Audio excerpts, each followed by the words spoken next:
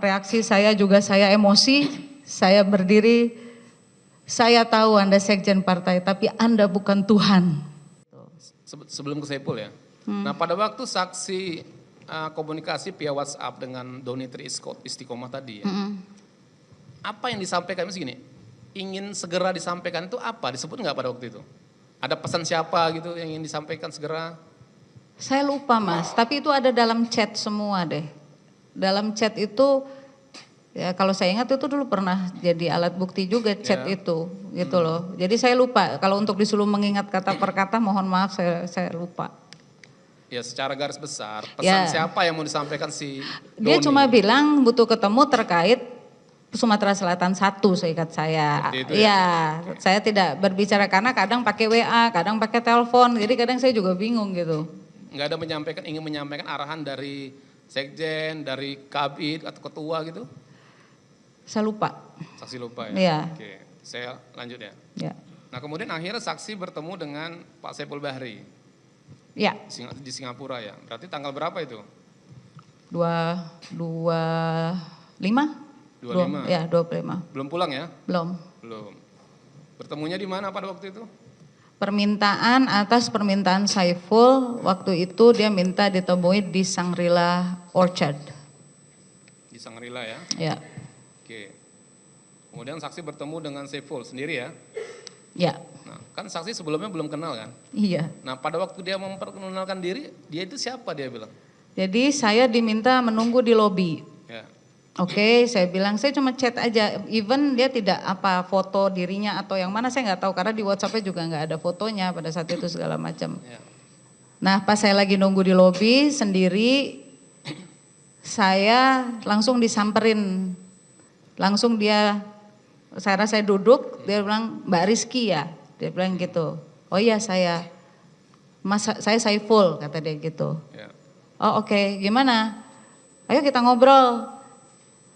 Seingat saya di sebelah saya berdiri itu ada restoran. Saya sempat ngarah ke restoran itu karena logika saya berbicara itu di restoran. Ya, nggak gitu. Mungkin sambil berdiri ya? Iya, saya jalan, mbak salah, kita lewat sini. Oh oke. Saya ikuti, begitu saya ikuti dia men-tap kartu. Di situ saya spontan cari handphone dan langsung merekam dari dalam lift karena saya melihat tab lantai mezanin bukan dan itu menuju lantai 10. Lantai 10 ya. Gitu. Terus bicaranya di mana? Di kamar atau di lobi? Ya, saya masuk begitu keluar lift, saya lihat kanan kiri, oh ini kamar semua. Saya ikuti, saya masuk ke kamar tersebut. Dan saya dulukan beliau jalan, saya lihat, ya mohon maaf saya nggak kenal ini orang gitu, ini siapa, jadi saya berdiri dulu di pintu, mbak masuk, kata dia gitu-gitulah. Saya lihat, oke, saya duduk, kamar itu besar sekali memang, dia di seberang, saya ngambil posisi di seberang dekat ke arah pintu. Ya. Ya. Nah pada waktu itu kan saksi agak khawatir nih ya kan? Ya iyalah kan mas. Baru pertama kali ketemu Saiful. Ya. Nah, saksi nggak kontak Doni pada waktu itu, Pak Doni? Atau WA kayak gitu? Saya sudah cukup males sih nanya lagi gitu waktu itu. Ya. Karena kalau saya ambil handphone pada saat itu pasti kan akan ngaruh juga. Saya kan posisinya ngerekam. Oke. Gitu. Berarti saksi masuk ke kamar, ya. Berdua dengan Saiful Bahri dan saksi merekam kegiatan pada waktu itu? Iya. Oke. Nah sekarang yang saya tanyakan kepada saksi, nah apa yang disampaikan oleh Saiful Bahri kepada saksi pada waktu itu? Karena kan mendesak nih kesannya. Ya awalnya dia menceritakan siapa dia. Ya siapa dia katanya? Ya menurut dia bagian dari partai, dia kerabat dekat Pak Sekjen dan dia datang itu karena perintah Pak Sekjen gitu-gitulah. Ya. Gitu. Okay. Nah, kemudian setelah basa-basinya itu menceritakan itu baru saya yang menanyakan ini intinya apa ya? Saya bilang gitu. Betul. Terus ya dia mulai dengan narasi panjang lagi sampai akhirnya berbicara terkait bahwa dia datang membawa fatwa Mahkamah Agung. Gitu. Ada bawa fatwa Mahkamah Agung. Ya, dan banyak sekali kertasnya dan saya nggak mau sentuh. Dijelaskan nggak isi dari fatwa, dokumen-dokumen yang dibawa itu? Dia bilang kurang lebih dia cuma menunjukkan oh ini kerja saya lah, kurang lebih gitu. Karena ada berapa bundel, ada kertas. Ya saya cuma posisi saya cuma oh gitu. Nah kan tadi menyebut Mahkamah Agung ya? Iya. Ya. Dijelaskan nggak apa keputusan Mahkamah Agung pada waktu itu dengan saksi? Iya. Apa dia? Bahwa ada kewenangan partai terkait fatwa MA itu. Ya. Sempat saya beradu argumen karena saya juga membaca fatwa MA itu. Ya apa isinya? Isinya ya kan banyak ya. Intinya fatwa itu adalah kewenangan partai, kurang lebih ya, untuk dapat mengusulkan atau apa caleg terpilih gitu, memutuskan caleg terpilih apabila ada berhalangan tetap. Gitu. Baik, saya coba bacakan bunyinya ya. Nanti benar nggak seperti ini gitu, mengingatkan memori saksi aja. Jadi isi dari putusan Mahkamah Agung itu ya, uji materi ini ya. Jadi perolehan suara ini putusan Mahkamah Agung nomor 57P tanggal 19 Juli 2019. Perolehan suara calon anggota legislatif yang meninggal dunia untuk pemilihan anggota DPR dan DPRD dengan perolehan suara terbanyak seharusnya menjadi kewenangan diskresi dari pimpinan partai politik untuk menentukan kader terbaik sebagai anggota legislatif yang akan menggantikan calon anggota legislatif yang meninggal dunia tersebut dengan tetap memperhatikan peraturan perundang-undangan. Seperti itu bunyinya, saya ingat. Saya tahu isinya bukan dari Saiful, saya membaca. Karena kan kalau putusan Mahkamah Agung bisa diakses. Bisa ya? Iya, jadi saya pada saat sudah mulai media kan mulai ramai pada saat itu saya mencari tahu. Nah, Saiful membawa itu bukan bundel juga, jadi kayak amplop coklat. Amplop itu tulisan depannya Mahkamah Agung. Ya. Jadi dia bilang saya membawa fatwa, saya bilang saya nggak peduli. Ya. Gitu. Jadi intinya oke lah, kan saksi Saiful buat dokumen lah ke pasar, ditunjukkanlah semua. Iya. Kan? Nah intinya apa yang disampaikan Saiful ke saksi kan itu lagi balik. Iya intinya saya disuruh mundur. Saksi diminta mundur sebagai caleg terpilih. Betul. Tujuannya supaya apa? Supaya atas nama saudara Harun Masiku ini bisa menduduki posisi DPR RI terpilih. Gitu. Untuk dapil Sumsel 1. Iya. Oke. Nah saksi ya, kan saksi kan baru pertama sekali ketemu dengan Pak Saiful. Betul. Nah, bagaimana saksi bisa meyakini ya bahwa yang disampaikan oleh Saiful itu memang dari Sekjen? Jangan-jangan nih, kita kan khawatir nih, jangan-jangan Saiful Bahri ini hanya mencatut nama, kan seperti itu ya? Betul. Nah, bagaimana saksi membuktikan bahwa benar ini ada pesan yang disampaikan oleh Saiful setelah dihubungi Doni tadi dari Pak Sekjen? Bagaimana? Yang pasti yang saya pahami, perintah Sekjen itu keluar dari mulut Saiful berkali-kali. Dan kemudian di hadapan saya untuk mengkonfirmasi tersebut, dia teleponlah Doni Tri Istiqomah. Gitu loh. Nah di dalam percakapan itu seingat saya, Doni Tri itu bilangnya, udah saya nanti yang ngomong sama Sekjen gini-gini, gitu terus gitu loh. Jadi masalah faktor kedekatan dengan Sekjen atau atas perintah Sekjen itu yang saya pahami based on verbalnya dari Saiful Bahri dan Doni Tri Istiqomah karena ada percakapan di telepon itu. Karena ini saya loudspeaker ya biar si Rizkinya dengar gitu. Jadi Doni mengkonfirmasi Saiful mengkonfirmasi ke Doni karena saksi menolak untuk mundur. Iya, karena saya ngotot, saya bawa data tidak diterima sama Doni Tri kemarin.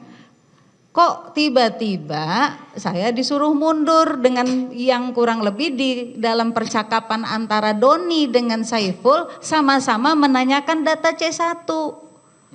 Kan lucu buat saya gitu loh. Apakah saya meyakini itu Kalau bicara faktor kedekatan ya yang namanya berulang kali dia menyampaikan itu ya saya mendengar iya aja gitu loh. Ya, baik. Nah, saksi ya. Kan timbul juga tanda tanya ya. Kenapa saksi suara terbanyak 44.000 harus diganti dengan Harun Masiku yang hanya mendapat 5.000 suara? Saksi tahu nggak apa alasan kenapa saksi disuruh mundur dan Harun Masiku yang harus naik gitu? Sampai detik ini, hari ini saya duduk di sini pun saya tidak tahu kenapa alasannya. Nggak tahu ya? Nggak.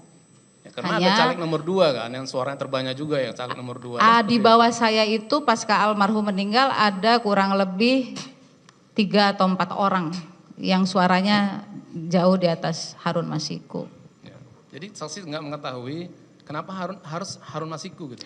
Yang menyampaikan kenapa harus Harun Masiku itu hanya Saiful. Saiful ya. Lagi-lagi Saiful. Oke. Baik, saksi. Nah kemudian akhirnya kan saksi menolak ya. Betul. Pada waktu itu ya. Kemudian saksi pulangnya kapan? Saya pulang 26 September 2019. Iya. Nggak ada komunikasi dengan Doni dan Saiful lagi? Mereka ngubungin saya lewat WA, telepon. Kapan itu? Ya 26 itu minta data. Saya nggak saya ladenin. Ya. Karena saya yakin lah masa partai kita nggak punya data, ya mereka minta data saya buat apa gitu loh. Baik. Nah kemudian saksi ada nggak mengkonfirmasi permintaan mundur yang disampaikan Saiful yang katanya dari Sekjen ini kepada Sekjen sendiri?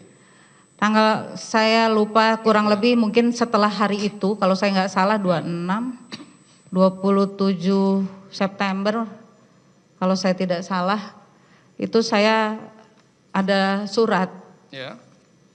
Tapi judul surat itu konsolidasi kalau saya nggak salah. Surat tanggal berapa, masih ingat? Yang saya ingat tuh saya bacanya 27 September sih. Oh, acaranya di tanggal 27 September Iya, 2019. Di iya. mana? Di Dewan Pimpinan Pusat Partai. Ya. Yang ditandatangani oleh Pak Sekjen dan Ketua Badan Kehormatan. Pak siapa? Komarudin Pak Watubun. Komarudin Watubun. Nah pada saat saksi mendapat surat itu, saksi mengkonfirmasi ke siapa? Ini surat mau ketemu siapa nih saya gitu? Langsung ke Pak Sekjen. Saksi WA langsung? Ya. Tanggal berapa saksi WA? 20 itu, pokoknya hari ketemu itu. Oh jadi surat itu tanggal 26, saksi mendapat surat, terus saksi konfirmasi ke Sekjen. Iya, iya. Arahan Pak Sekjen apa? Enggak, saya langsung datang juga, gitu loh. Ya. Nah ketemunya dengan Pak Sekjen ini kapan? Ya 27. Oh tanggal 27-nya? Mm-mm. Oke. Saksi bertemu dengan terdakwa di tanggal 27 ya? Ya. Nah kemudian apa pembicaraan pada waktu itu?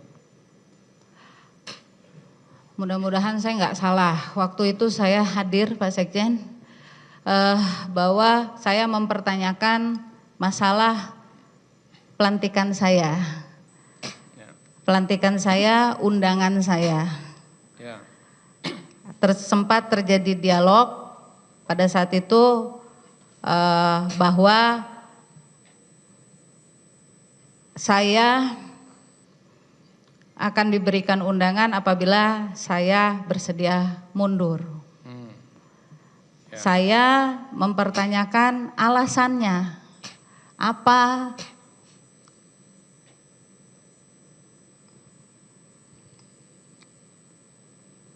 Apa alasan saya disuruh mundur pada saat itu? Karena saya juga saya kader partai, saya bekerja buat partai ini juga, dan waktu itu saya jujur saya sudah sedikit emosi karena capek. Saya capek, saya terus-terusan gitu. Nah pada saat itu saya paham mungkin Pak Sekjen juga capek, beliau emosi, saya emosi, sampai beliau menyampaikan bahwa ini perintah partai. Ini mohon maaf kalau saya agak mencoba mengingat. Saya bilang saya akan mundur apabila saya mendengar langsung dari Ibu Ketua Umum pada saat itu. Dan Pak Sekjen menjawab, dan itu yang saya tidak akan pernah lupakan karena agak kaget untuk pertama kali saya bisa berinteraksi. Saya ini sekjen partai. Di situ reaksi saya juga saya emosi, saya berdiri, saya tahu Anda sekjen partai tapi Anda bukan Tuhan. Itu yang saya sampaikan. Waktu yang singkat Pak Sekjen tapi sangat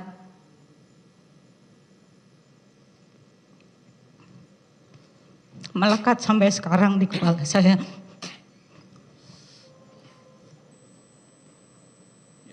Baik, saksi ya.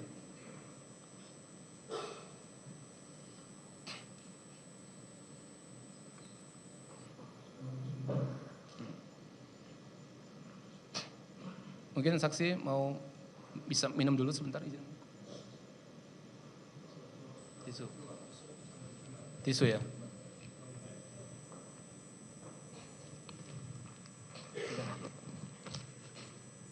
Maaf yang mulia.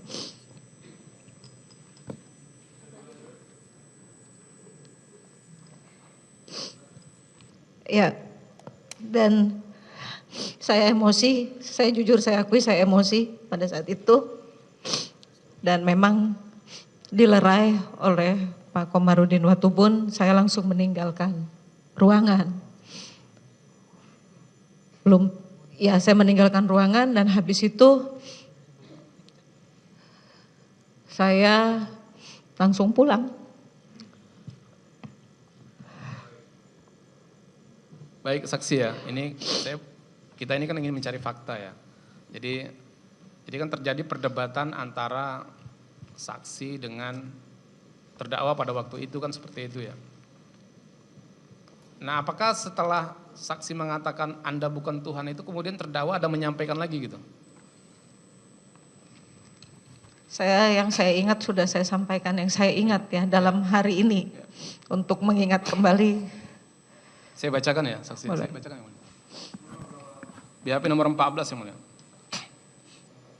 Saksi ya, saya bacakan supaya ya setidaknya mengingat memori ya. Pada saat itu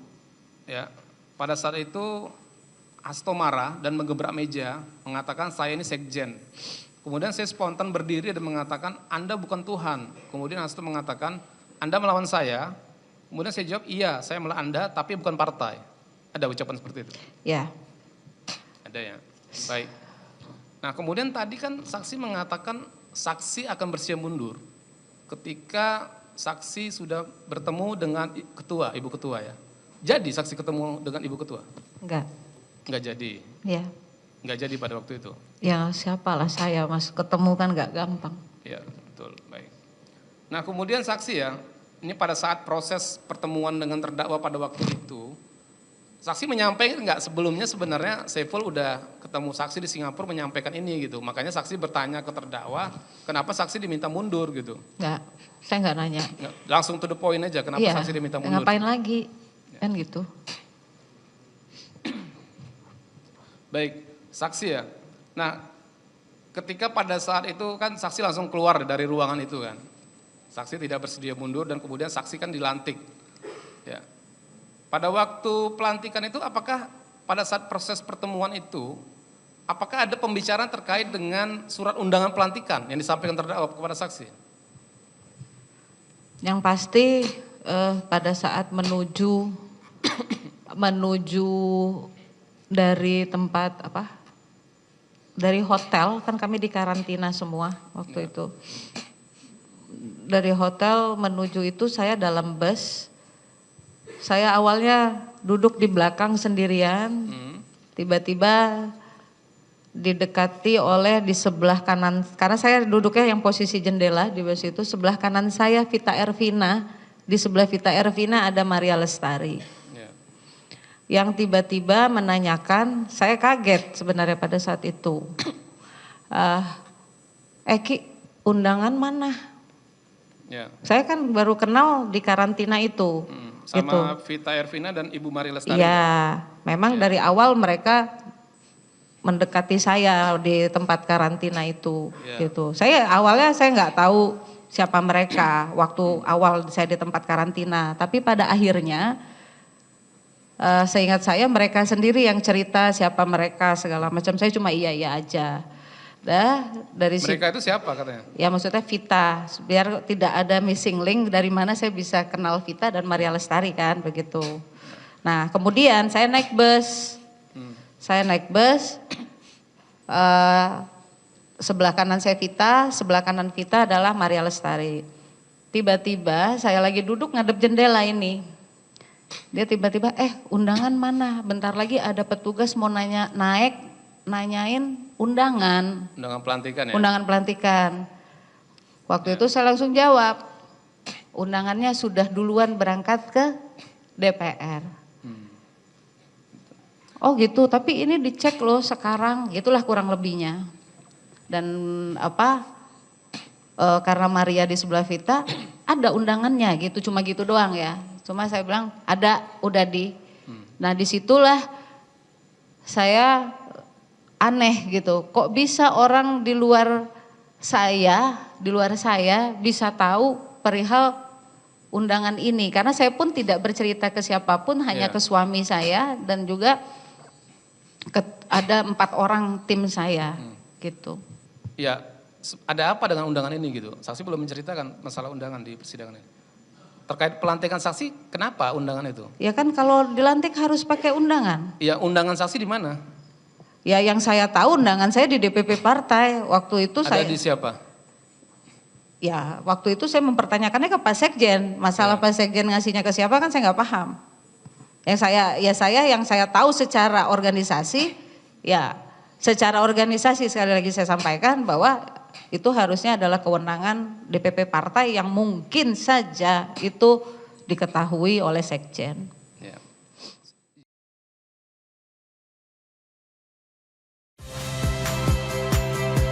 Saya Friska Clarissa. Saksikan program-program Kompas TV melalui siaran digital, pay TV, dan media streaming lainnya. Kompas TV, independen, terpercaya.